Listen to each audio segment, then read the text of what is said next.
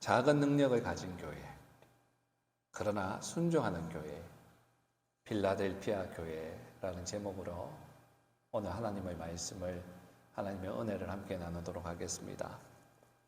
먼저 빌라델피아 교회의 배경을 먼저 알아야 우리가 예수님께서 우리에게 말씀하시는 그 의미들을 더욱더 깊이 깨달을 수 있을 것입니다.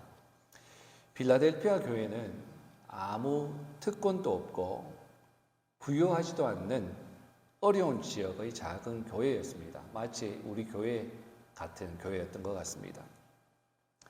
그러나 예수님은 이 교회에 대해서 아무런 책망도 하시지 아니하셨죠. 오히려 7교회 가운데 서머나 교회와 함께 최고로 칭찬했던 교회였습니다. 왜 그렇습니까? 오늘 말씀 전체를 조리면 하나님께서 이 말씀을 하시기를 원하시는데 바로 이것 때문에 그렇습니다. 비록 작고 분투하는 교회였지만 예수님께 진실했기 때문에 그렇습니다. 그 진실을 보고 그 충성을 보고 예수님께서 가장 기뻐하시는 교회였다라고 말씀하시는 것입니다. AD 17년, 주 17년에 이 지역에 엄청난 지진이 있었습니다. 그래서 이 도시는 거의 초토화되듯 하였죠. 왜냐하면 이 도시가 단층지대에 인접해 있었고 큰 지진이 일어났습니다. 그리고 큰 지진이 일어나고 난 다음에 그 다음에 대체로 무엇이 계속 옵니까? 여진이 계속 일어나죠. 그러면 사람들이 어떻게 됩니까? 노이로제 걸립니다. 불안해서 안에서 살 수가 없습니다. 이미 큰 지진이 왔기 때문에 경험을 했기 때문에 트라우마가 생겼어요. 그런데 그 트라우마 가운데 있는데 계속해서 잔잔한 지진들이 계속 오면 사람들이 노이로제 걸려서 살아갈 수가 없습니다. 생각해 보십시오. 만약 우리 집이 매일 흔들흔들 거린다라고 생각하면 불안해서 그 안에서 살 수 있겠습니까? 그래서 사람들이 안전한 곳에 대피해 있든지 아니면 흔들리기만 하면, 조금이라도 흔들리기만 하면 뛰쳐나가는 삶의 패턴을 보이며 살았습니다. 완전히 난민들이었어요. 또한 이 빌라델피아 도시는 혼합 종교가 왕성했습니다. 제2 아테네라고 할 정도로 우상숭배가 성행했고, 다른 7교회들처럼 오늘 마지막 교회, 지금 7번째 교회, 빌라델피아 교회에 대해서 우리가 말씀을 나누는데 우리가 지금까지 보아왔잖아요. 그런 것처럼 로마 황제 숭배가 여기에도 있었습니다. 여러분 이제 아실 거예요. 워낙 알려드렸기 때문에 로마 황제 숭배가 있다면 어떻게 된다라고 여러분 잘 아실 것입니다. 로마 황제를 숭배하지 않으면 경제적 활동이 박탈되어진다고 그랬죠. 길드 제도 때문에 시저 is my lord라고 고백하지 않으면 가난을 해결할 수 있는 방법이 없었습니다. 예수님 믿는다라고 하는 이 한마디 때문에, 이 한 가지 때문에 그들은 엄청난 배고픔에 처해야 했습니다. 반대로 예수 믿는다는 것, 이 한 가지만 포기하면 잃어버렸던 것 다 얻을 수 있었습니다. 그럼에도 불구하고 그들은 밟혔고 그들은 수모를 당했고 침뱉음을 당하는 것을 선택했죠. 그것뿐입니까? 9절에 예수님께서 사단의 회당이라고 불렀던 이 유대인들, 이들이 얼마나 빌라델피아 성도들을 반대하고 박해했는지 모릅니다. 왜요? 예수 믿는 것 때문에. 예수님을 메시아로, 즉 그리스도로 믿었기 때문에 박해를 당했습니다. 그래서 내부에서 그리고 외부에서 그들은 앞을 보아도 뒤를 보아도 옆을 보아도 사방을 보아도 길이 보이지 않는 고통 가운데 살았어요.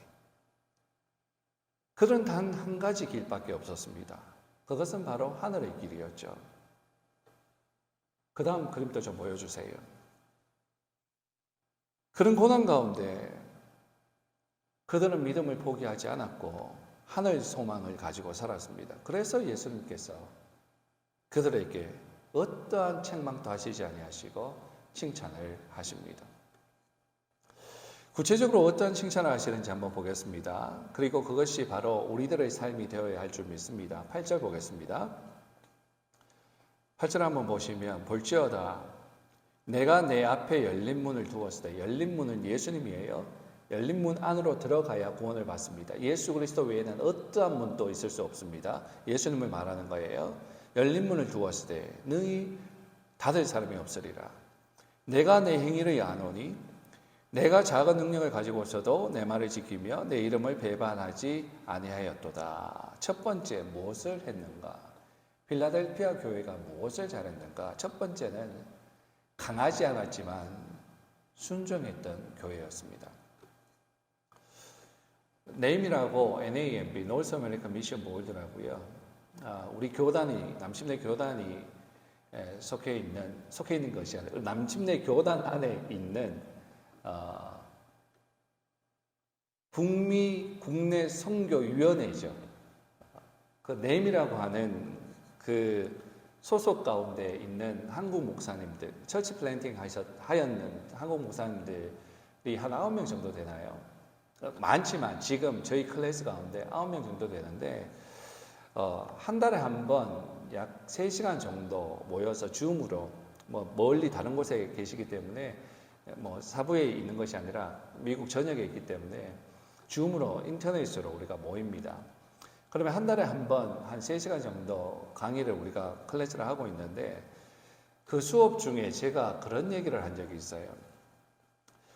요즘에는 인터넷이라고 하는 툴이 있어서 세상의 많은 정보들을 쉽게 얻죠. 그것이 좋은 것일 수도 있지만 그것이 또 나쁜 것이 될 수도 있습니다.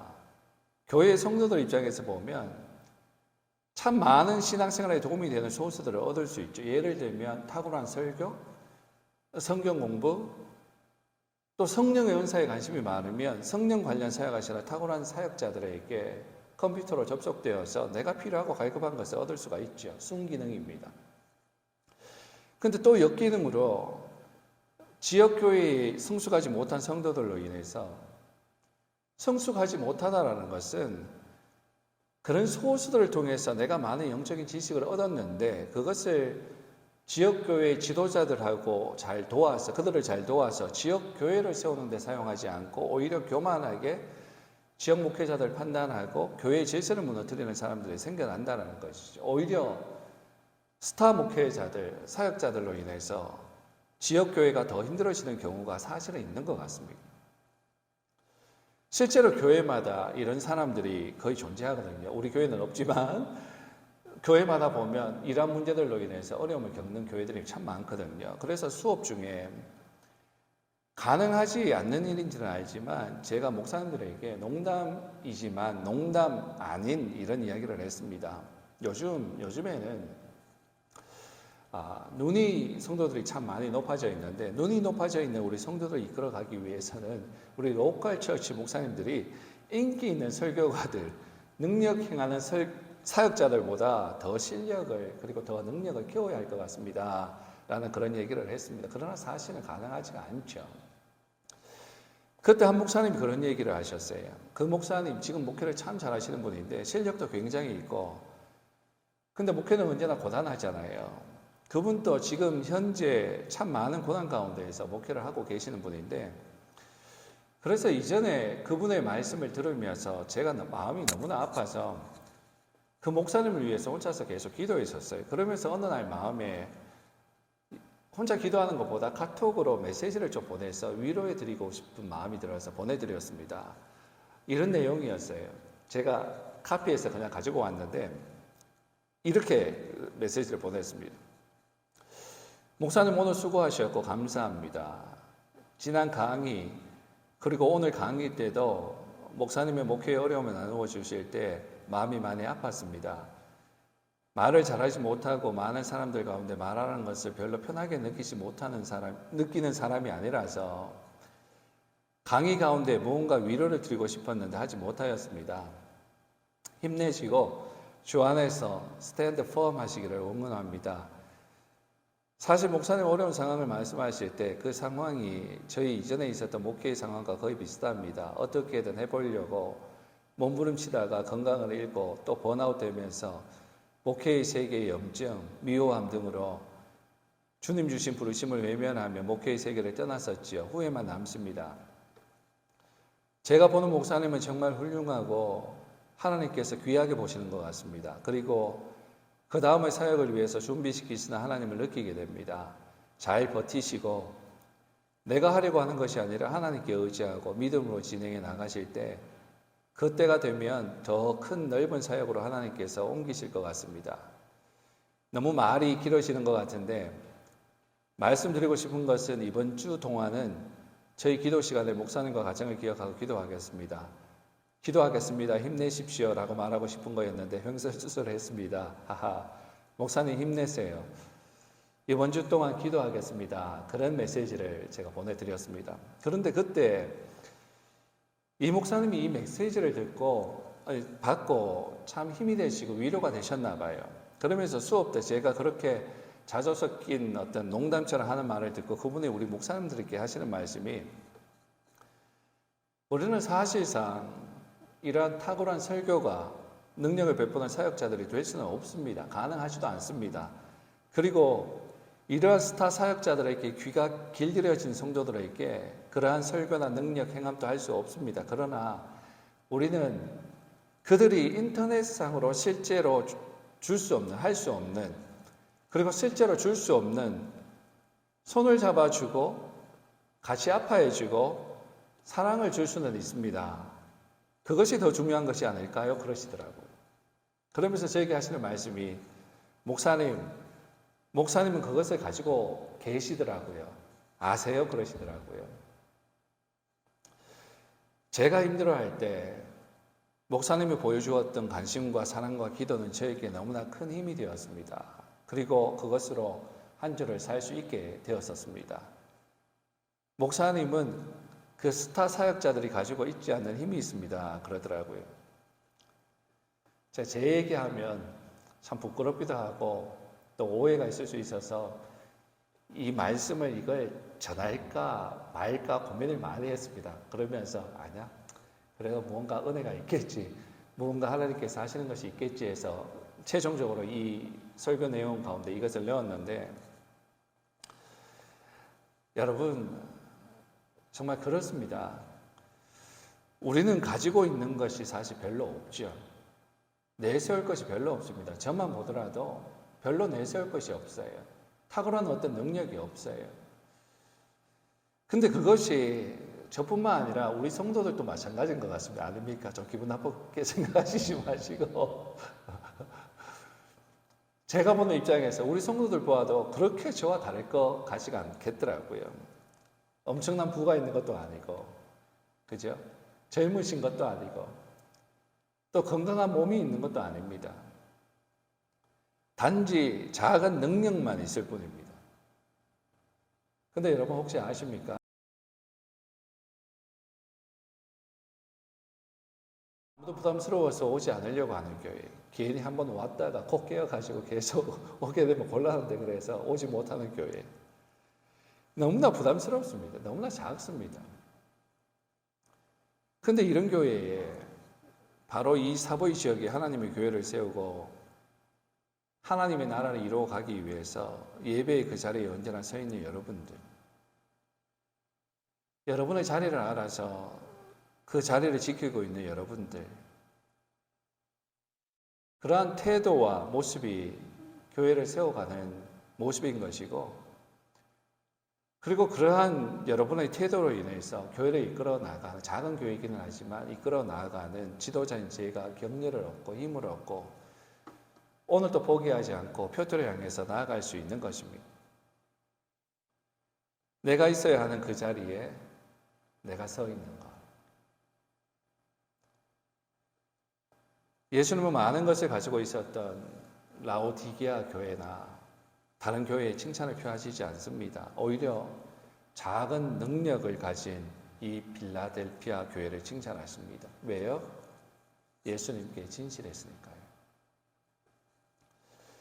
미국의 어떤 기자가 마더 테레사 수녀가 살아있을 때 인도를 방문했습니다.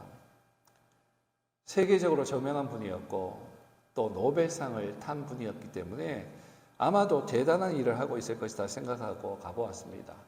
가보았더니 캘커타의 빈민굴에서 고아 300명을 돌보고 있었습니다. 그가 이렇게 말했어요. 수녀님, 기업가들은 하루에도 수만 명씩 고아를 먹입니다. 그런데 당신은 겨우 300명을 먹입니다. 하나님은 둘을 어떻게 보실까요? 테레사 수녀가 이렇게 얘기했다고 합니다. God did not call me to successful, but faithful. 하나님은 나를 성공하라고 부르신 것이 아니라 충성하라고 불렀습니다. 라고 대답한 것입니다. 사람들은 하루에 수만 명씩 먹이는 사람을 성공한 사람이라고 말을 하죠. 그러나 그렇지 않습니다. 만약 그런 것이 그 원리가 적용된다면 테레사 수녀는 실패한 사람이고 그리고 가장 실패한 사람은 예수님이실 거예요. 여러분, 우리의 성공은 실적이 아니라 아웃컴이 아니라 충성입니다. 페이스풀입니다. 두 번째, 세 번째 빌라델피아 교회 무엇을 했는가? 예수님이 왜 이들을 칭찬하셨는가?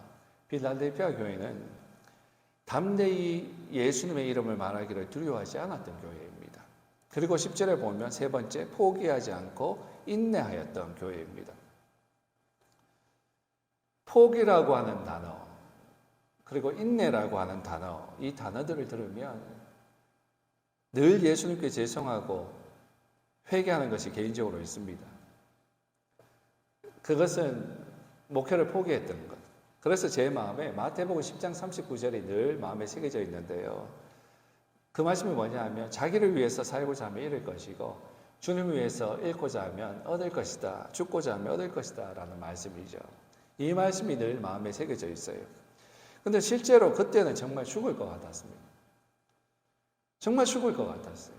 밤에 누워있는데 진이 다 빠지고 기가 다 빠지면서 사람이 이렇게 죽는구나. 젊지만 이래서 사람이 그냥 하룻밤 사이에 그냥 자다가 죽는구나. 그런 생각을 한 적이 있습니다. 정말 죽을 것 같았어요. 그래서 살고자 포기했었습니다. 그래서 주님께 죄를 지은 거죠. 그러나 만약 그때 그런 생각도 해봐요. 주님의 교회 때문에 죽었다면 그것이 나에게 얼마나 큰 영광이 되었을까. 물론 아무나 순교하게 하시지는 않지만 말입니다. 여러분, 리차드 범브란트 목사님이라고 혹시 아십니까? 루마니아 봉산 치하에 있을 때 지하교회 운동을 하다가 14년 동안 엄청난 고문을 치르면서 옥고를 치러왔던 살아있는 순교자라고 불리던 인물입니다. 발목에 족쇄를 이렇게 채우는데 발목 그 족쇄 체인 안에 뭐가 있냐면 그 안에 톱날이 이렇게 있었어요. 체인을 채우면 그냥 체인만 채워도 무겁고 힘든데 체인을 채운 그 안에 톱날이 다 있었습니다. 톱날로 발목을 휘감고 있었던 거예요. 거꾸로 매달아서 매질하기도 하고 옷을 벗겨가지고 냉동실에 집어넣어서 프리저에 집어넣습니다. 넣어가지고 얼어 죽을 때쯤 되면 꺼내고 그럼 몸이 좀 어느 정도 풀리면 다시 집어넣고 물로 고문하고 호수로 입에 딱 집어넣습니다. 딱 집어넣어서 입을 다물게 하죠. 딱 닫아버립니다. 그럼 물 틀어버려요. 그럼 물을 계속 먹는 거예요. 위에 막 위가 터질 만큼 물을 먹입니다. 그리고 스탑시키고 또 먹이고 스탑시키고 죽지 않을 만큼 계속 공문을 하는데 또 수갑을 채우는데 앞으로 채우지 않습니다. 뒤로 딱 채워가지고요. 이렇게 생활하게 하는데 뒤로 채우면 어떻게 됩니까? 그리고 음식을 주죠. 그럼 먹지를 못하지 않습니까? 먹기 위해서는 개처럼 먹어야 했습니다.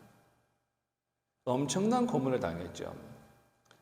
근데 이분뿐만 아니라 이분과 함께 옥고를 치렀던 인물 중에 프로레스크라고 하는 사람이 있었는데 이분도 마찬가지로 똑같은 엄청난 고문을 당했습니다. 왜 이렇게 고문을 당했는지 아십니까? 예수님 때문이기도 하지만 또 하나는 뭐냐면 아직 잡히지 않은 성도들 어디에 있는지 거처를 대라는 거예요. 거처만 대면 너는 살려준다. 근데 끝까지 말하지 않습니다. 예수님을 포기하지도 않았죠. 근데 어느 날 고문을 해도 안 되니까 어떤 방법을 썼냐 하면 사람이 얼마나 악한지요. 그 사람이 14살 아들 잡아왔어요. 그리고 그 사람 앞에서 14살 된 아들을 고문합니다. 그러면 아버지의 심정이 어떻습니까? 자기는 견딜 수 있지만 내 사랑하는 아들이 눈앞에서 고문을 당하고 있는 걸 보면 누가 어떤 아비가 그것을 볼 수 있겠습니까? 버틸 수가 없는 거예요. 그래서 이런 얘기를 합니다. 아들아, 이제는 말을 해야 되겠다. 더 이상 참아 볼 수가 없다. 그랬더니 그 어린 아들이 이런 얘기를 합니다. 아버지, 저는 주님을 파는, 예수님을 파는 아버지를 원하지 않습니다. 끝까지 견디십시오. 만약에 이들이 저를 죽인다면 예수님과 조국을 위해서 죽겠습니다. 그런 얘기를 합니다. 그 어린 아이가. 그리고 실제로 그 아이가 맞아서 죽습니다. 그런 얘기를 하니까 화가 나서 그 아이를 쳐서 죽여버리죠. 아버지 눈앞에서. 여러분 참 어렵죠. 우리는 이렇게까지는 하지 못할 것 같습니다. 그죠? 조금 전에 말씀드렸듯이 목회자인 저도 죽을 것 같으니까 너무 힘드니까 주님이 맡기신 그 사명을 포기했어요. 그런 제가, 그런 형편없는 제가 감히 어떻게 여러분들에게 이런 믿음을 가지라고 말할 수 있겠습니까? 우리는 이런 믿음을 가져야 합니다라고 어떻게 말할 수 있겠습니까? 참 고민이 되는 내용이에요. 하지만 여러분, 제가 아니라 주님은 오늘 우리에게, 저와 여러분들에게 말씀하시는 거예요. 강하지 않지만 너희들 약한 것 안다. 강하지 않지만 우리 순종하자. 많은 능력을 가지고 있지는 않지만 우리 신실하자. 예수님의 이름을 말하기를 두려워하지 말자. 예수님을 부인하지 말자. 우리 어린아이들은 친구들하고 같이 밥을 먹으면 가장 작은 건데도 부끄러워서 기도도 하지 않고 먹지 않습니까? 이게 예수님 부인하는 거잖아요. 그런 작은 것에서부터 큰 것까지 이런 하나하나가 사역할 때 우리가 주님을 위해서 죽을 수 있는 그 순교의 자리까지 갈 수 있는 믿음이 생기는 거죠. 예수님이 말씀하시는 거예요. 우리 부인하지 말자. 내 이름을 포기하지 말자. 그리고 포기하지 말고 인내하자. 버티고 견디자 라고 말씀하십니다. 신앙생활을 계속 하다 보니까 이제 알았어요. 말씀으로만 그냥 알다 보니까 깨닫지 못하고 그냥 넘어갔었는데 삶으로 그걸 알게 해주시니까 버티는 게 믿음이더라고요. 인내하는 것이 믿음이더라고요. 예수님께서 오늘도 이렇게 말씀하시는 힘든 거 알아. 그렇지만 우리 버티자. 우리 견뎌보자. 이러한 순교자들처럼 대단한 믿음으로 시작하지는 못할지라도 아주 작은, 형편없는 아주 작은 믿음이라고 할지라도 또 아주 작은 사람들이 하찮게 여기는 작은 능력이라고 할지라도 이 작은 것부터 주님 때문에 참고 주님 때문에 인내하고 주님 때문에 손해보고 주님의 영광을 위해서 한 발자씩 나아가면 여러분 어떻겠습니까? 우리 힘으로는 안 되죠. 절대로 우리 힘으로는 안 됩니다. 그러나 주님이 함께 하심으로 이기게 하신다라고 약속하시잖아요. 성령이 우리에게 임할 때 우리는 이길 수 있다라고 약속하시잖아요. 내 힘으로 안 되고 내 능력으로 안 되고 오직 하나님의 신이 임할 때 성령이 임할 때 너희들 할 수 있다라고 지난주에 말씀을 나눈 것처럼 성령이 임할 때 우리 할 수 있다라고 그리고 그 성령을 주신다고 이미 주셨다고 또 말씀을 하시잖아요. 오늘 말씀은 우리가 이러한 빌라델피아 교회에 칭찬 들었던 이 내용들을 끄집어내어서 우리에게 말씀하실 때 하시는데 또 그 말씀을 우리의 것으로 아멘하고 받아서 익힙해서 이러한 모습으로 몸부림치며 발버둥치며 나아갈 때 예수님은 너희들을 이기게 할 것이다 라고 말씀하십니다. 사랑하는 여러분, 예수님은 우리를 이기게 하십니다. 왜요? 예수님이 이미 이기셨기 때문에 그렇습니다. 우리가 예수님 안에 있다면 우리는 이기게 되어 있습니다. 이기게 하실 것입니다. 8가지를 오늘 말씀을 하십니다. 하나하나 다 풀어드리지 못할 시간 때문에 전체적으로 8가지는 다 보겠습니다. 뭐라고 하시냐면 9절에 첫 번째 9절에 보면 이기게 하시는데 어떻게? 네 앞으로 끌고 와서 네 발 앞에 무릎을 꿇게 할 것이다 라고 얘기합니다. 지금 말씀이 쓰여지는 이때에는 사단의 회당, 즉 유대인들이 그리스도인들을 오히려 핍박하죠. 추방시켜버리죠. 회당에서도 추방시켜버리고 그래서 그들이 이긴 것처럼 보였지만 오히려 하나님이 예정하신 때에는 주님이 심판하신 때에는 그 사단의 회당이 이들 앞에 무릎을 꿇게 되는 것을 말씀해 주시는 것입니다. 그리고 두 번째 9절인데 내가 너희를 사랑하는데 얼마나 사랑하는지 그들에게 보여줄 거다. 멸관을 씌워줄 거다. 누구 앞에서? 그들 앞에서.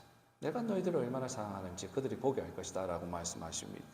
그리고 세 번째, 10절인데 시험의 때, 고난의 때에 내가 너를 지켜줄 것이다 라고 말씀하십니다. 주님의 심판 때에는 환란이 일어나죠. 그죠? 요한계시록을 보아도 주님의 심판 때는 환란이 일어납니다. 그러나 걱정할 필요가 없는 것이 주님이 우리를 진노와 심판에서 보호할 것이다 라고 약속하죠. 요한계시록을 보면서 두려워할 필요 없어요. 오히려 요한계시록은 우리에게 사랑을 주는 메시지입니다. 이 어려움 가운데 우리를 지키시겠다. 이 어려움 가운데 너를 선택해서 하나님이 나라를 줄 것이다 라고 하는 정말 사랑의 메시지인 것입니다.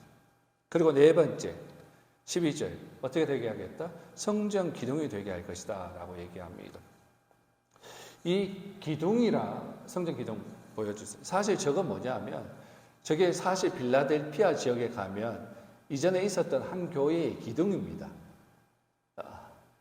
유적이죠. 다 무너졌어요. 그런데 이 기둥만은 굳건히 남아있는 것입니다. 이 기둥이라고 하는 말을 예수님께서 지금 단어를 사용하셨잖아요. 7교회를 말씀하실 때 보면 늘 예수님은 배경을 가지고 말씀하세요. 왜냐하면 그 배경을 통해서 어떤 단어를 딱 던져버리면 지금 우리는 해석을 하고 배경을 공부해야 이해하지만 그 사람들은 공부할 필요도 없어요. 그냥 자기 상황에 어떤 단어가 딱 던져주면 그냥 엄청난 임팩트로 다가오는 거예요. 그냥 아는 거예요. 단어 하나면 무엇을 말씀하시는지 다 아는 거예요. 그래서 이 성전 기둥이 되게 하겠다라고 얘기를 빌라델피아 교인들에게 딱 예수님께서 던지셨을 때 이들은 엄청난 임팩트를 가지게 되었어요. 왜냐하면 아까도 얘기했지만 지진 한번 생각해 보십시오. 배경 말씀드렸잖아요. 지진 가운데 있었잖아요. 이 사람들은 지진 때문에 불안한 삶을 살고 있었던 것입니다. 그래서 지진 그러면 막 조그만 여진에도 막 노이로제 걸려서 정신을 못 차리는 사람들인데 성전 기둥이 되게 하겠다.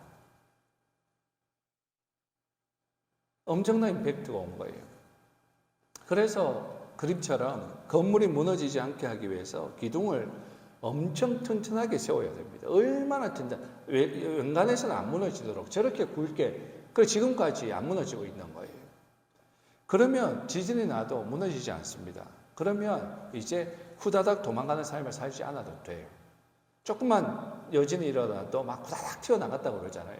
그러나 저 정도의 기둥으로 건물이 세워져 있으면 도망가는 삶을, 튀어나가는 삶을 살지 않아도 되지요.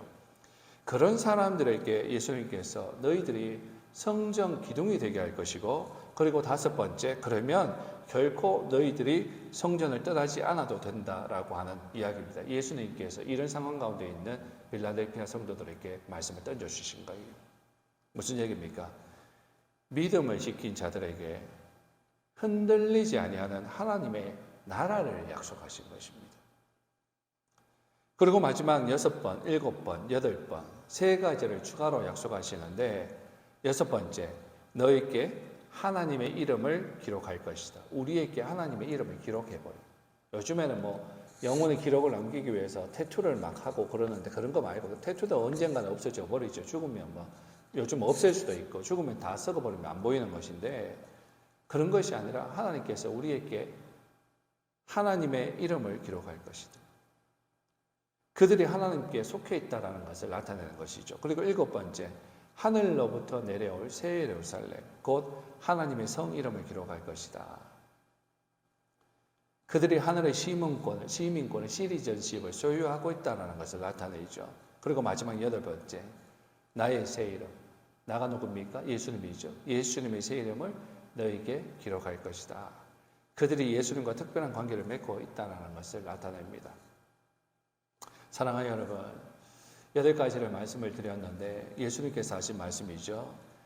이러한 약속이, 빌라델피아 교회에게 약속하셨던 이러한 약속이 우리의 약속이 되어야 하지 않겠습니까? 그러나 성경에 기록되어져 있다라고 해서, 그 말씀이 이 성경책에 기록되어져 있다라고 해서 다 이러한 예수님께서 하신 약속이 우리의 것이 되지는 않습니다. 왠 줄 아세요? 13절이에요. 마지막 구절인데, 귀 있는 자는 성령이 교회들에게 하시는 말씀을 들을지어다. 7교회에 하나도 빠짐없이 예수님께서 다 말씀하세요. 이거 일부러 다 말씀하세요. 마지막에 성령이 교회들에게 하시는 말씀을 들어라. 하나도 빠짐없이 말씀하신다는 것은 굉장히 중요한 의미가 있다는 거예요. 여러분 귀가 있다고 다 듣는 것 아니에요. 여러분 귀가 있다고 다 듣고 깨닫는 것도 아닙니다. 지금 예수님께서 세상에 말씀하고 있는 것이 아니에요. 지금 예수님께서 교회에 말씀하고 있는 거예요. 그 얘기는 교회에 있지만, 교회 안에 있지만, 공동체 안에 우리의 몸뚱아리가 있지만 듣지 못하는 사람들도 있다라는 얘기입니다. 성령께서 우리에게 들을 수 있는 귀를 주시고 깨달을 수 있는 은혜를 주시기를 원합니다. 주님이 오늘 하시는 이 말씀이, 오늘 우리에게 하신 이 말씀이 정말 우리의 말씀이 되기를 원합니다. 이 말씀이 정말 깨달음이 되어서 우리 삶에 빠져나가지 않는 철저히 익힙되어서 이걸 가지고 살아갈 수 있는 우리들 될 수 있기를 원합니다. 그렇게 애타는 마음으로 가르쳐 주시는 교훈에, 예수님이 알려주시는 그 교훈에 제발 너희들 귀가 있어서 듣고 깨닫는 사람이 되기를 원한다라고 말씀하시는 그 말씀에 순종해서 그 모든 약속이 우리의 생명이 되었으면 참 좋겠습니다. 한 명도 빠짐없이 그렇게 될 것을 저는 믿습니다. 그런 저와 여러분들이 될 수 있기를 예수님의 이름으로 꼭 부탁드립니다. 기도하겠습니다.